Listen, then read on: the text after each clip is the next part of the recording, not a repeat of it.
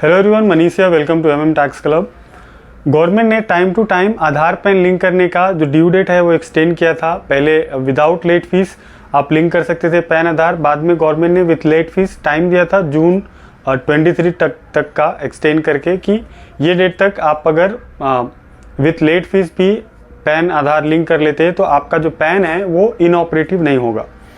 Inoperative means कि आप किसी भी काम के लिए वो पैन को यूज़ नहीं कर सकते अगर आपका पैन इनऑपरेटिव हो गया है तो। फिर भी अभी तक बहुत सारे ऐसे लोग हैं जिनका पैन इनऑपरेटिव है। अब बहुत सारे ऐसे लोग भी हैं जिनको पता ही नहीं है कि उनका आधार पैन लिंक है या फिर पैन उनका इनऑपरेटिव हो गया है। नाउ इसके लिए गवर्नमेंट ने एक सर्कुलर लाया था 23 अप्रैल 2024 को कि जिसने भी अपना पैन और आधार लिंक नहीं किया है और उनका पैन इनऑपरेटिव हो गया है, उनको इनऑपरेटिव होने की वजह से कोई भी फिनेंशियल ट्रांजैक्शन के लिए वो अपना पैन यूज़ नहीं कर सकते। दूसरा, अगर वो इनकम टैक्स रिटर्न फाइल करते हैं तो उनको रिफंड नहीं मिलना था। रिफंड के ऊपर इंटरेस्ट नहीं मिलेगा जिस भी पीरियड के लिए उनका जो पैन है वो इनऑपरेटिव होगा। एंड जो टीडीएस कटते हैं वैसे पर्सन का जिसका पैन नंबर इनऑपरेटिव हो गया है, उसका टीडीएस हाइयर रेट से कटेगा। 20% से टीसीएस या टीडीएस उसका कटना था फ्रॉम 1 जुलाई 2023। ये सर्कुलर नंबर अप्रैल 23 का सर्कुलर था, उसके अंदर ही दिया गया था। बाद में क्योंकि ये जो लायबिलिटी थी 20% से डिडक्ट करने का वो सारे पर्सन का जिनका पैन नंबर इनऑपरेटिव है, तो वो केस में क्या प्रॉब्लम हो रहा था कि जो डिडक्टर है टैक्स डिडक्ट करते हैं वो डिडक्ट करते थे टीडीएस लोअर रेट से। जो नॉर्मल रेट है टीडीएस का वो रेट से टीडीएस डिडक्ट करते थे और इसकी वजह से डिपार्टमेंट डिडक्टर को ये नोटिस भेजती थी कि आपने शॉर्ट डिडक्शन किया है, क्योंकि जो सामने वाला पार्टी है उसका पैन नंबर इनऑपरेटिव है और उसका आप नॉर्मल रेट से टीडीएस काट रहे हैं। तो इसके लिए जो डिडक्टर है उसके ऊपर डिमांड गवर्नमेंट रेज कर रही थी।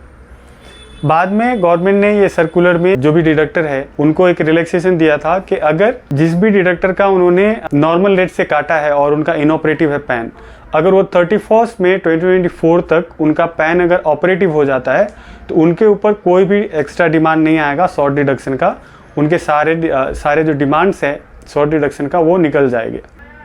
बट इसमें ये कंडीशन था कि 31 मई 2024 तक उनका जो पैन है डिडक्टी का वो पैन ऑपरेटिव हो जाना चाहिए फॉर द फिनेंशियल ईयर 23-24। अब जो 31 मार्च 2024 तक का जो टीडीएस डिडक्ट करना था 31 मार्च 2024 तक, अगर किसी डिडक्टर ने डिडक्ट किया है टीडीएस नॉर्मल रेट से जबकि उनको हायर रेट से डिडक्ट करना था, तो वो केस में जो डिडक्टी है जिसका उन्होंने टीडीएस काटा है वो अपना पैन आधार लिंक करा लेता है पहले 31 मई 2024 के पहले। तो वो केस में वो डिडक्टर के पास कोई भी ऐसी लायबिलिटी नहीं आएगी कि आपने शॉर्ट डिडक्शन किया है।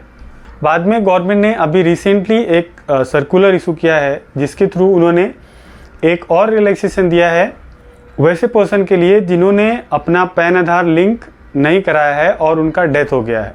तो अगर 31 मई 2024 से पहले किसी ने किसी डिडक्टी का टीडीएस काटा है नॉर्मल रेट से, हायर रेट से नहीं काटा है, इवन उनका जो पैन है इनऑपरेटिव है और वो पर्सन पैन अपना लिंक नहीं कराया है, बट 31 मई 2024 के पहले उनका डेथ हो गया है, तो वो केस में अप टू 31 मार्च 2024 तक अगर किसी डिडक्टर ने कम रेट से टीडीएस उनका काटा है तो भी डिडक्टर के ऊपर शॉर्ट डिडक्शन की लायबिलिटी नहीं आएगी। ये एक रिलैक्सेशन दिया गया है फॉर द पर्सन जिनका डेथ हो गया है।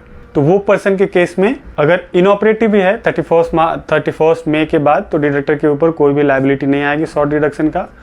दूसरे केसेस में 31 मई के बाद भी अगर पैन इनऑपरेटिव है तो उनको जो डिडक्टर है उनके ऊपर शॉर्ट डिडक्शन की लायबिलिटी आएगी, डिमांड आएगी। आई होप वीडियो हेल्पफुल रहेगा, so please share this video and subscribe my channel. Thanks for watching.